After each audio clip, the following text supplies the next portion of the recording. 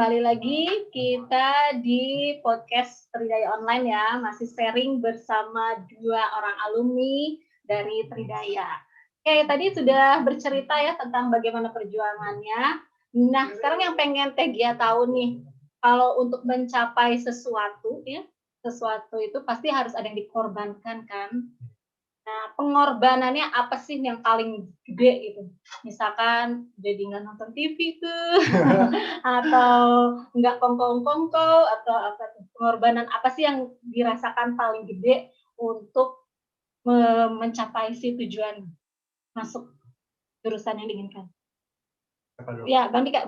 Oke, pengorbanan dia.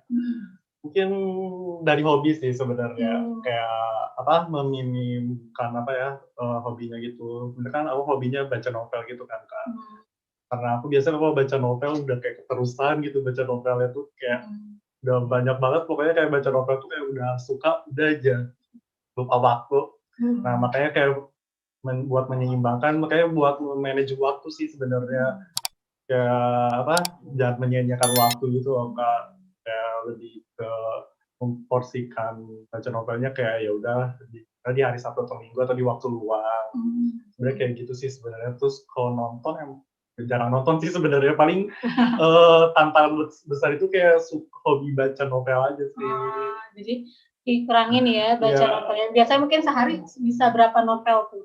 Sebenarnya 1 hari 2 hari novel bisa habis sih sebenarnya. Novel yang tebel itu 300 halaman bisa sih 1 hari 2 hari.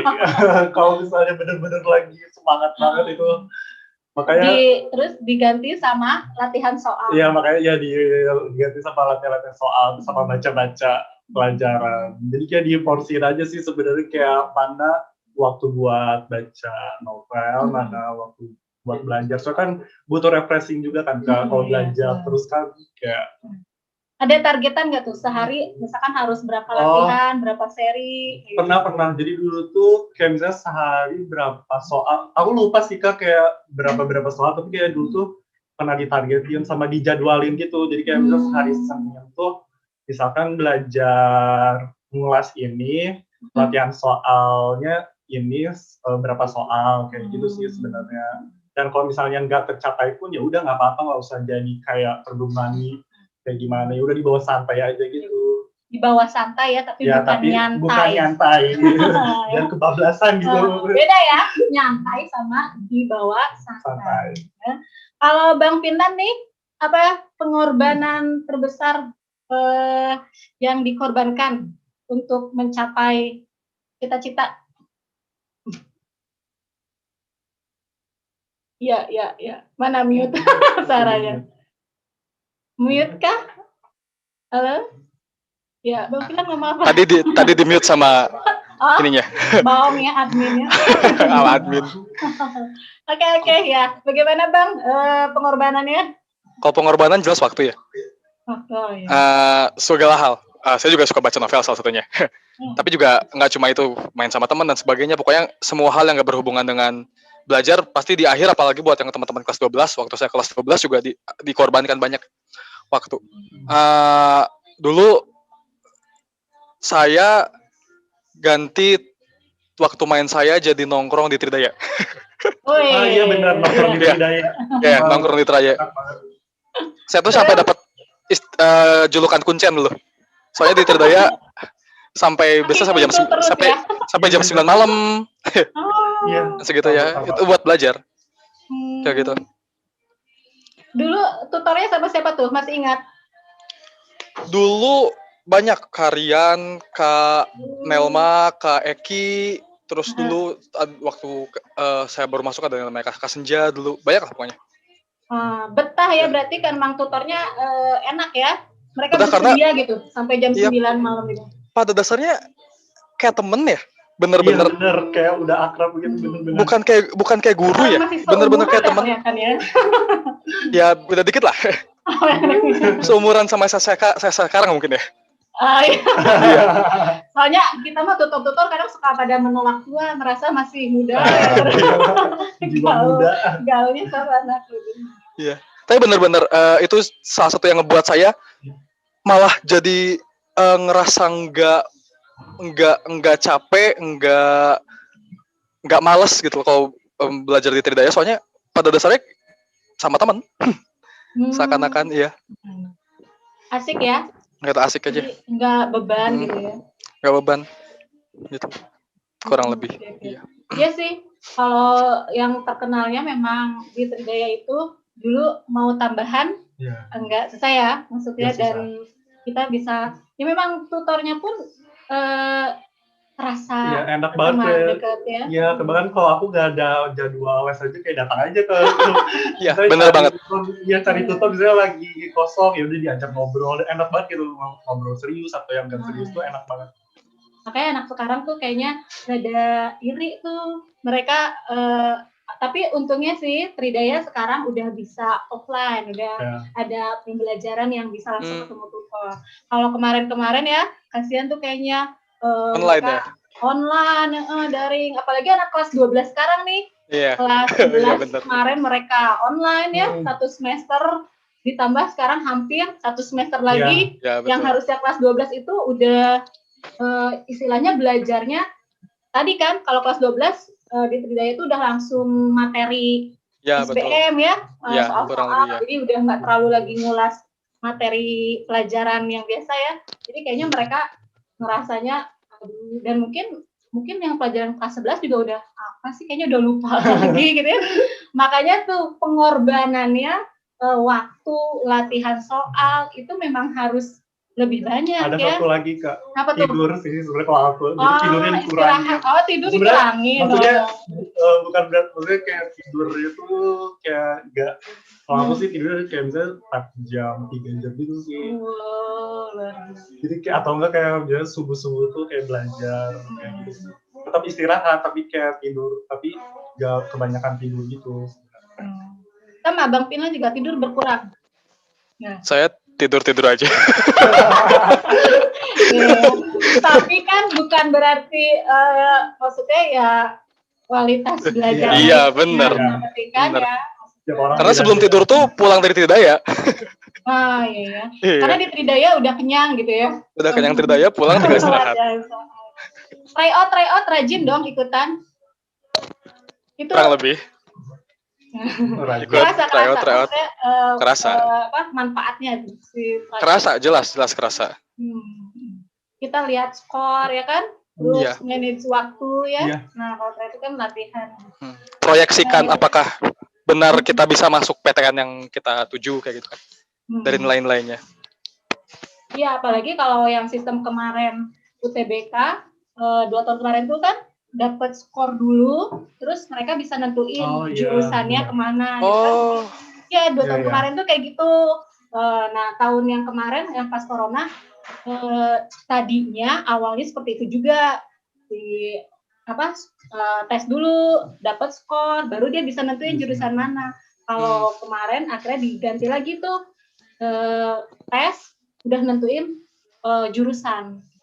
Tahun ini, nah kan kita nggak tahu ya, tahun ini siapa tahu bisa jadi kayak 2 tahun kemarin tuh dapat skor dulu baru bisa nentuin jurusan. Tapi bukan berarti istilahnya tadi tetap jurusan itu harus kita punya tujuan dari awal ya kan. Jadi udah tahu nih, jurusannya pengen ini, lihat skor minimalnya berapa. Nah dari situ kita bisa memacu pengen biar targetnya. Nah, tahu target capai atau enggak ya tadi dari tryout ya. Ya, betul. Tryoutnya cuma di Tridaya aja atau dulu sering ikutan tryout lain? Saya dulu ikuti Tridaya aja sih. Oh iya. Jadi Tridaya sampai jam 9 Tridaya ya. Kalau Dika, ikutan tryout lain nggak? Iya, aku ikutan tryout lain juga. Tapi kebanyakan diajak teman sih kayak ikut tryout kriminal soalnya kayak gitu sih kalau di luar. Tapi kalau yang buat tryout yang kayak buat ujian sekolah atau SDM di Tridaya. Nah, selain itu untuk kita tadi perjuangan apa di Tridaya juga itu ada psikotes ya, ada psikotes, terus ada bimbingan karir ya. Jadi kita bisa konsultasi tuh jurusan mana yang kira-kira sesuai cocok. Nah, dulu ikutan nggak psikotesnya? Bang Filan Ikutan, ikutan saya. psikotes? Ikutan. Terus konsultasi itu sama Miss Dwi Iya, ikutan? ikutan. Bang Filan ikut nggak? Saya lupa. Bagian itu saya lupa. Tapi tahu kan? Miss Tapi Dwi? ada ya, ada ya. Ya. Nah itu kerasa nggak maksudnya tuh penting banget kan? Itu penting banget sih menurut aku, apalagi kalau di luar kan mahal kan.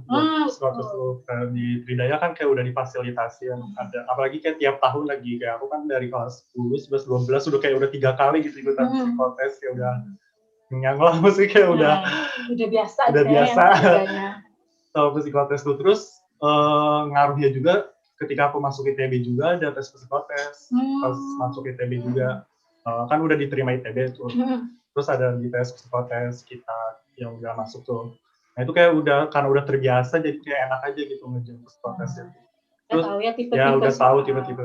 Ya, terus selain itu kayak yang tadi yang bimbingan karir yang itu sama konsul sama Miss Dwi itu kayak kerasa banget, kayak misalkan buat pemilihan jurusan atau misalnya kayak kamu jurusannya harus jadi kayak lebih ke strategi sih, tips and triknya gitu.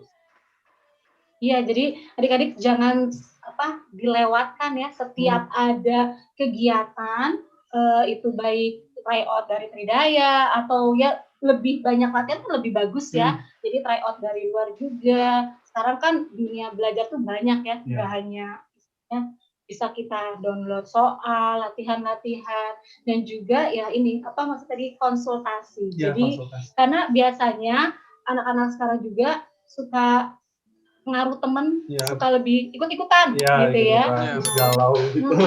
Jadi kan setidaknya kita harus punya ada orang yang bisa memberikan gambaran jurusan.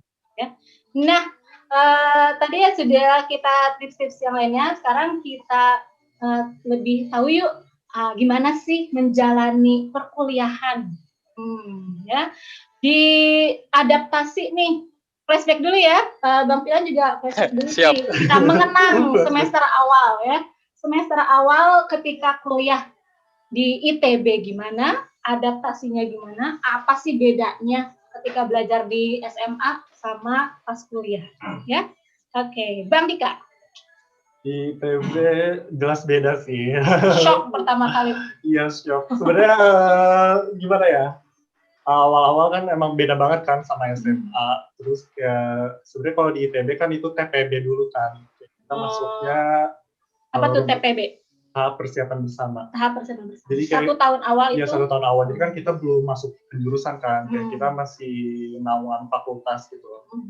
Kita di TPB itu, di TPB tuh kayak itu kayak SMA kelas 4 gitu loh. Jadi mata kuliahnya tuh kelas 13-nya gitu ya? Iya, kelas 13-nya. Jadi kayak mata kuliahnya tuh kayak matematika. Kalkulus sebutnya ya, bukan matematika. Kalkulus, fisika dasar, kimia dasar, terus kayak bahasa Indonesia, bahasa Inggris, terus ada tambahan ngoding juga, mata ngoding. Sebenarnya kayak basic-basic gitu sih sebenarnya.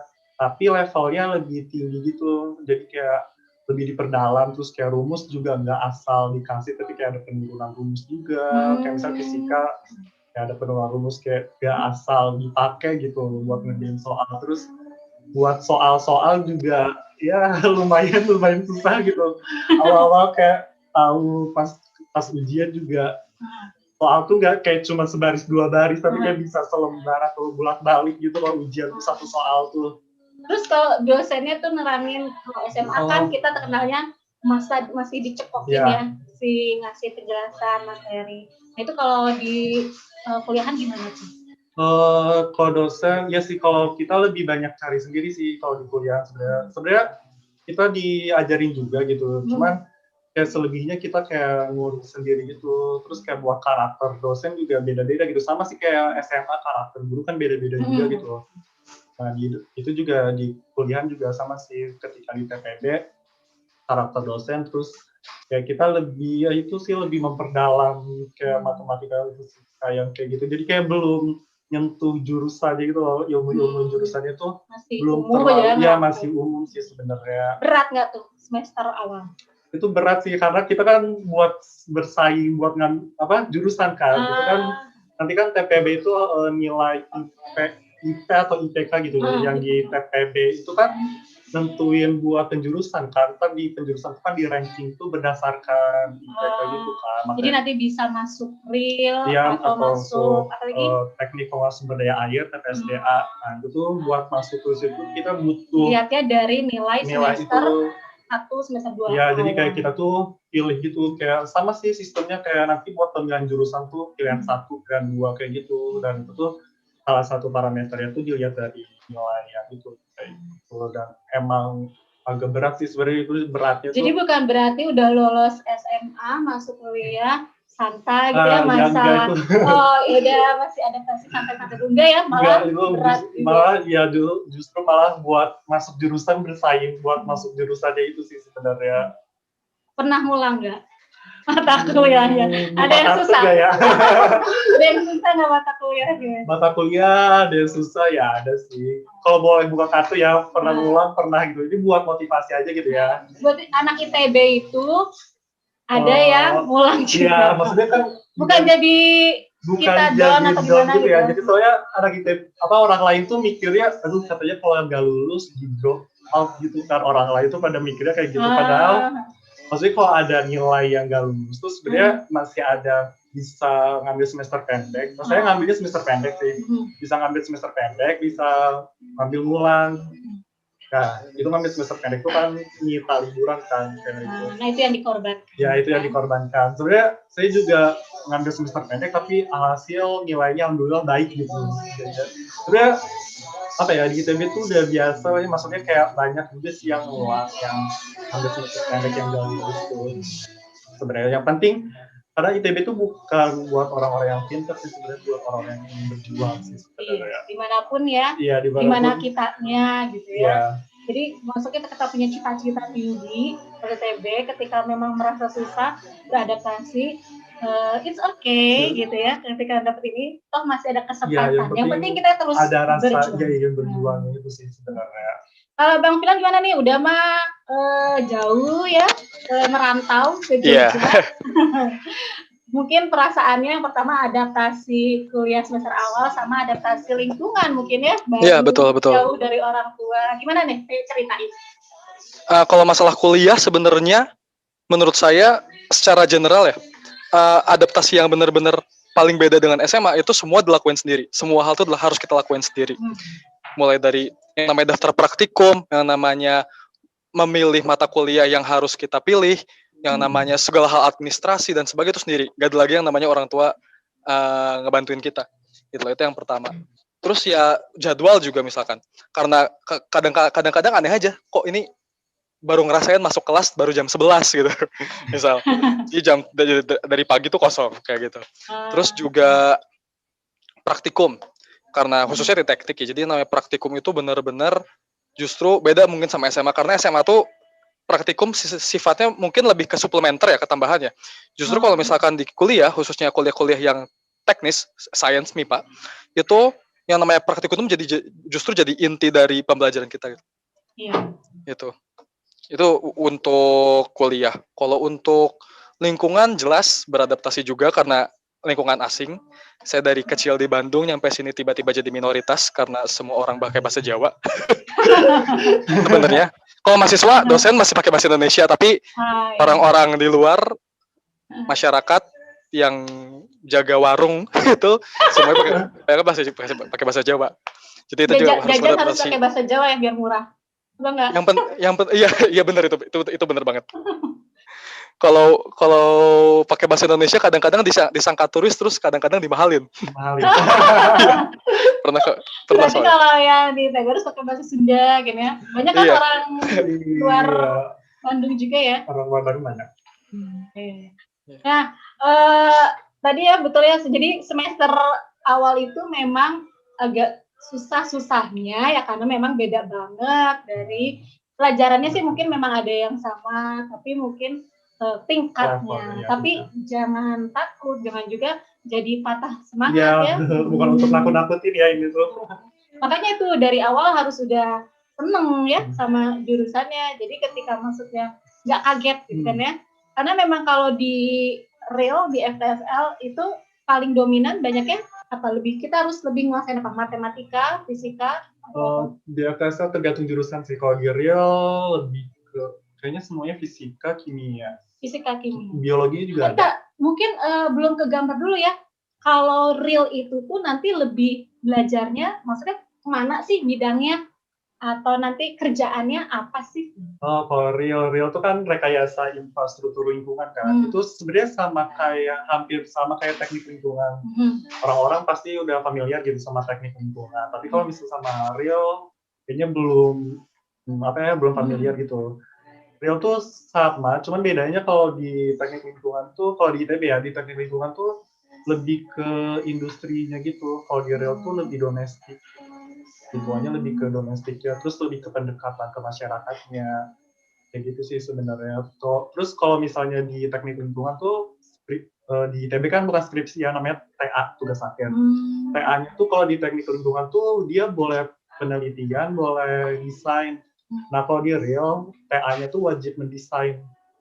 Nah di real tuh ngapain aja, maksudnya kayak mata kuliahnya itu lebih ke tentang misalnya pengolahan air limbah, terus drainase, terus kayak persampahan, kayak gitu sih sebenarnya.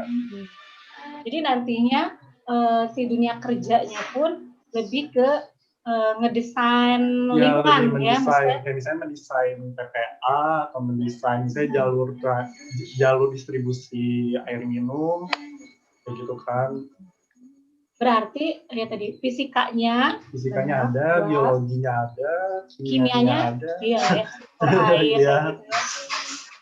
Kalau Bang Pilan nih, orang kayaknya kalau mikir teknik biologi, saya aja ya kalau biologi itu pasti mikirnya batuan. Ya, benar. Coba diceritain nih biar adik-adik ini tertarik juga gitu. Sebetulnya di geologi itu nanti belajarnya apa aja sih? Oke.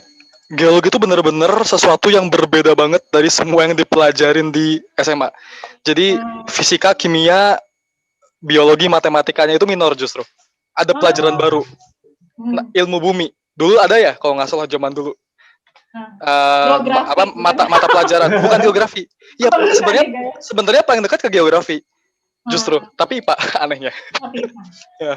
Nah, ya emang benar. Jadi semua hal yang berkaitan dengan batu dan sebagainya itu dipelajari di geologi.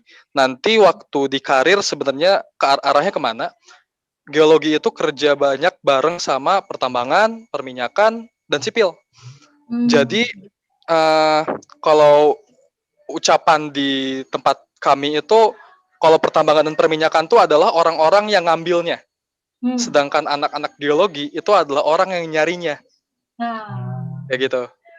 Jadi yang ke hutan, nyari tempat yang potensial dan sebagainya, itu anak geologi.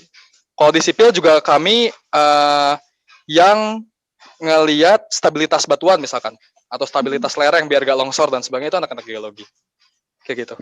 Nyambung ya, berarti ya. Nyambung. Yang teknik geologi itu ngelihat bawahnya ya, permukaan bumi. Iya, betul. Karena nanti real yang mendesain mendesain infrastruktur lingkungannya. Iya. Jadi sudah tergambar tuh nanti juga menjadi anak-anak bangsa yang memang bisa menyelamatkan Indonesia ya. Amin. Kayak tadi mata kuliahnya, terus kalau dosen-dosennya kebanyakan senior kah atau masih cara ngajarnya gimana tuh Bang Finland kalau di UGM? Kalau di UGM sebenarnya semua jenjang umur ada sih, dari yang senior banget sampai yang baru masuk, yang umurnya cuma 5 tahun di atas saya itu ada. Kayak gitu. Dan ya jelas cara ngajarnya beda-beda. Biasanya galak-galak yang senior. Yang tua, yang muda-muda biasanya dosen-dosen asik yang udah kadang-kadang kayak teman kayak gitu. Galaknya galak gimana tuh? Galaknya galak banget. Galak enggak mukul kan? Bukan boleh. Apa nilai-nilai? Nilai juga beda, ada dosen-dosen yang nilainya gampang, ada dosen-dosen yang nilai susah. Sebenarnya kalau dosen itu sifat nggak beda jauh, bener tadi kata Dika, sama guru sih. Guru waktu SMA SMP pasti ada sifat-sifat yang berbeda. Kayak gitu. Kalau di TB? Gimana? Beraneka ragam sih. Misalnya yang muda ada, yang senior ada, terus masalah gawat, killer, masalah apa ya, lebih tegas kali ya. Yang senior juga nggak semua tegas, ada yang santai, bawaannya ada yang tegas, terus yang muda juga ada yang bawaannya tegas, ada yang bawaannya sampai kayak beraneka ragam gitu sih Kak. Paling kayak bikin tegang tuh misalnya kalau dosennya kayak udah nanya-nanya tuh, kayak udah tiba-tiba nanya-nanya ke mahasiswa aja dadakan gitu tanpa persiapan apa-apa, itu sih sebenarnya. Atau disuruh maju ngerjain soal kayak gitu. Paling kayak gitu aja. Nah, sekarang kalau teman-temannya nih di kuliahan, kalau anak ITB tuh terkenal katanya pada ambis. UGM juga, kalau UGM katanya terkenalnya pada pendiam, mungkin kebawa suasana Jogja kali ya yang ada. Benar nggak sih pada ambis di ITB? Buat ambis kayaknya bisa dikatakan benar deh. Emang harus. Kayaknya bisa dibilang ambis ya sih, ambis sih sebenarnya, cuman nggak terlalu, maksudnya kayak beraneka ragam sih. Mahasiswa tuh kayak ada yang santai, individualis nggak?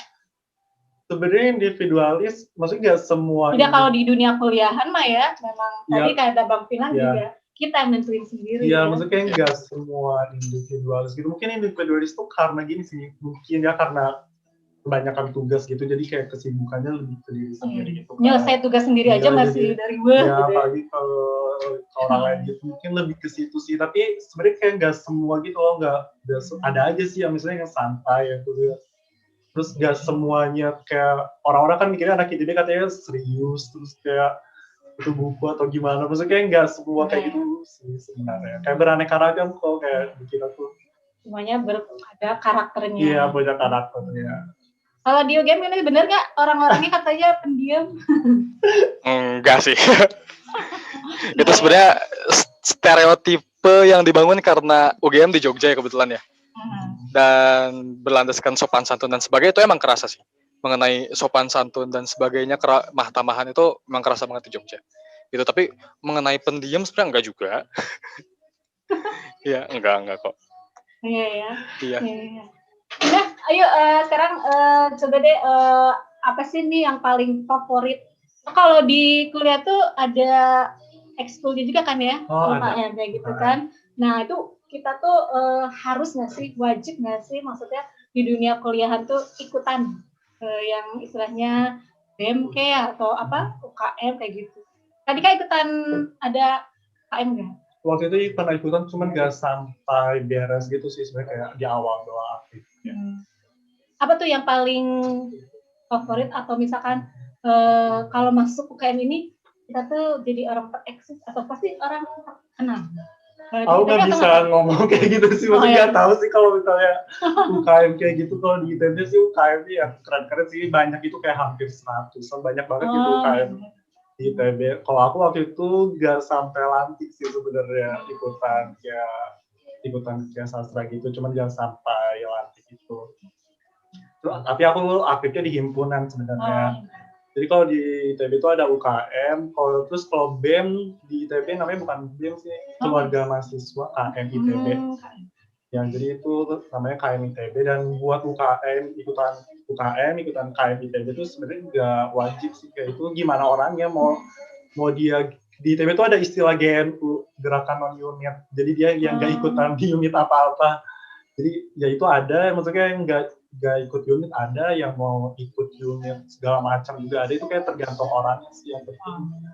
Yang penting kuliahnya jangan ditinggalin juga sih. Iya, itu yang utama ya. Ya paling itu sih. Kalau BEM tadi kan UKM kan kita namanya, bukan BEM. Oh, UKM ya itu. Kalau Bang Finlan ikutan nggak nih?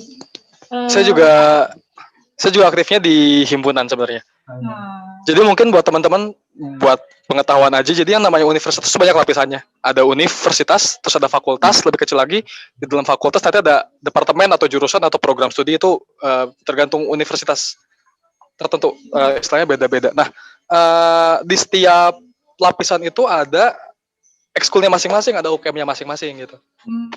Nah, tadi kalau BEM itu, kalau misalnya di UGM itu buat level universitas sama level fakultas. Sedangkan kalau misalkan di departemen atau jurusan, kalau di UGM namanya departemen, itu himpunan kayak gitu. Saya aktif di himpunan. Oh iya. Oke ya. Memang kita kan memang harus berspesialisasi juga ya. Nanti itu kerasa ya, mungkin nanti ketika di dunia kerja atau apa gitu ada ya bersosialisasi, ada teknik organisasi kayak gitu ya. Dan nah kalau yang menarik juga nih dari dua orang alumni ini, saya ngepoin loh IG-nya, ngeliat IG-nya Bang Finlan, ada apa? Fokus rusak ya? Iya. Terus Bang Dika, Andika DP23 ya? Iya, betul. Kalau adik-adik lihat, itu saya langsung amazing melihat IG mereka. Kenapa? Karena nggak kelihatan anak teknik. Iya. Sama-sama suka foto ya? Ya, jadi feed IG-nya tuh enak banget dilihat foto-foto, dan yang paling mencengangkan adalah captionnya di deskripsinya. Yang satu puitis, yang satu kayaknya penulis juga nih. Nah, itu emang gimana? Emang suka Iya, emang suka nulis. Kalau foto sih paling kayak ngatur feed IG doang sih supaya rapi. Nggak jago fotografer kayak gitu enggak sih. Cuman kalau misalnya nulis, emang hobi nulis, kayak emang hobi nulis, terus kayak hobi kayak suka ngelukis, kayak lettering gitu sih, kayak bikin tulisan yang kayak dihias-hias gitu. Jadi kalau dilihat tuh kayak ini anak sastra. Iya, makanya kalau dilihat dari IG mungkin kayak ini anak sastra gitu. Saya isinya tuh kayak kutipan kayak puitis gitu, terus kayak mungkin kayak kelihatan anak seni, kayak suka kayak call story juga suka ngelukis gitu kan, nggak pernah nyombongin kayak keteknikan ya gitu loh. Biar balance ya. Bang Finlan juga ya, itu emang suka berkata-kata. Kalau saya emang hobi fotografi pertama, sama nulis juga suka saya. Iya ya, jadi untuk maksudnya ya itu tadi ya, ketika mungkin anak teknik itu nggak kelihatan yang sebenarnya kaku enggak. Kaku ya, betul ya. Jadi meskipun teknik lapangan, hati rinto hara. Masih puitis gitu ya. Oke, itu ya tadi tentang dunia perkuliahan. Jadi adik-adik ya, kalau misalkan tadi kita udah jurusannya udah kita masuk, udah kita sukai, masuk ke kuliahannya, ya dunia pokoknya emang pasti ada yang berat ya, tapi ya itu tadi perjuangan kita kemudian dibuat santai, mereka punya hobi yang lain juga mungkin itu untuk refreshing kayak gitu ya, dan memang harus tekad untuk benar-benar belajar terus biar sukses ya, karena ya tadi ya tetap harus ada standar nilai kan yang dituju, kemudian ada kalau di ITB atau di UGM sama nggak sih, kalau IPK-nya lumayan gede, maka kita bisa ngambil mata kuliah lebih banyak, SKS itu ya, ada juga ya. Betul. Jadi makanya Bang Finlan ini cepat ya, udah wisuda berapa tadi, 4 tahun berarti ya? Kurang lebih ya. Nah, berarti untuk anak teknik itu kan hitungannya cepat banget ya? Cepat banget. Waktu lah, ya. Waktu. Alhamdulillah ya. Nah itu kan karena memang pengaturan waktu ya, belajar, kemudian ngambil strategi, ngambil tadi ya SKS atau mata kuliahnya harus tetap. Nah itu jadi harus teman adik-adik semua harus jadi semangat ya untuk terus belajar. Jadi apalagi masa pandemi gini bukan berarti jadi kita males-malesan ya, jadi rebahan. Ada yang dikorbankan, kayak tadi mungkin teman ya, carilah teman yang bisa mengajak kita ke hal yang positif gitu ya, jangan dikit-dikit ngajak mabar karena lagi happening yang ngisi waktu tapi tetap kita punya tujuan. Oke, sekarang kita jawab pertanyaan dari pemirsa ya. Ada pertanyaan kah? Ini jadi ada live YouTube juga ya. Udah ada kah yang banyak-banyak? Oh, sedang ngasih pertanyaan. Oke, kita lihat. Ada yang nanya nih, ada dari Najwa. Oh, itu maksudnya ya? Oh, bukan Najwa. Oke, ini ada pertanyaan dari YouTube dari Sulistianingsih. Ya, ada dia sudah bertanya dari Sulistianingsih. Pertanyaannya ceritain dulu ya. Assalamualaikum katanya ya. Waalaikumsalam warahmatullahi. Mau tanya nih ke kakak narasumber, kan saya anak SMK ya. Saya inginnya masuk universitas sesuai dengan jurusan yang saya mau ambil, tapi belum terlalu saya kuasai. Sebaiknya ambil saja sesuai keinginan atau sesuatu kemampuan aja kah? Atau maaf nih kepanjangan, saya sangat berterima kasih untuk kakak bersedia menjawab. Jadi Sulistianingsih ini anak SMK. Dia ingin masuk universitas sesuai dengan jurusannya, tapi belum terlalu saya kuasai. Mungkin sebetulnya kalau ada nggak sih anak SMK yang di ITB? Ada, jadi dia tuh basicnya SMK, kayak aku punya teman jurusannya kalau tidak salah elektronik. Terus dia ikutan SBMPTN dan lolos di FITB Fakultas Kebumian, dan itu beda kan sama jurusan di SMK, kayak beda banget kan, tapi dia kayak bisa ngebukti gitu loh, kayak bisa lolos gitu, walaupun anak SMK tapi dia bisa lolos SBMPTN dari ITB dengan jurusan yang berbeda lagi. Kalau di UGM, Bang Filan ada teman yang dari SMK? Banyak teman saya yang SMK. Oh, banyak. Angkatan ada, kakak tingkat ada, adik tingkat ada. Jadi sebenarnya tidak mungkin, justru sangat mungkin. Sangat besar kemungkinannya. Itu juga menurut saya stereotipe aja itu, anak teman-teman SMK enggak bisa masuk universitas apalagi PTN. Banyak kok teman-teman saya. Malah SMK udah lebih kejuruan kan? Iya, betul. Mata pelajarannya mereka malah udah lebih spesifik ya. Betul. Malah waktu masuk lebih ngerti. Ya kayak teman aku juga, dia jurusannya apa ya, analis kimia gitu, SMK-nya masuk jurusan real, jadi dia kimianya udah lebih. Mungkin untuk tes SBM-nya, karena itu apalagi sekarang UTBK-nya kemarin nih, nggak tahu tahun depan, itu TPS doang, skolastik, mungkin agak susah. Mungkin untuk yang TKA-nya juga akademiknya mungkin ada susah, tapi ketika di dunia perkuliahan sebetulnya mereka udah lebih menguasai ya, punya dasar-dasarnya lebih. Mungkin bisa lewat undangan, tapi harus linear gitu kan. Jadi bukan berarti anak SMK nggak sesuai jurusannya, itu bukan berarti tidak bisa ya. Jadi bisa. Tadi buktinya ada kok di temannya Kak Dika ya, dia dari jurusan SMK-nya lain, tapi keterimanya di jurusan fakultas lain juga, tapi ternyata bisa ngikutin ya. Di UGM juga ternyata banyak ya anak SMK. Banyak. Jadi memang kalau meskipun jurusannya beda, tidak sesuai dengan keinginan, tapi tadi ya minimal mata pelajarannya dilihat mana yang lebih dominan. Tentukanlah keinginan dari sekarang ya, maksudnya lebih dipersempit lagi, dipilah-pilah lagi. Oke, kita sekarang ya, mungkin sudah sudah mengambil sedikit hikmah, banyak banget tuh tadi. Terima kasih dari Bang Nika, dari Bang Finlan. Kita break dulu ya sebelum ke sesi berikutnya. Oke, dadah, stay tune terus.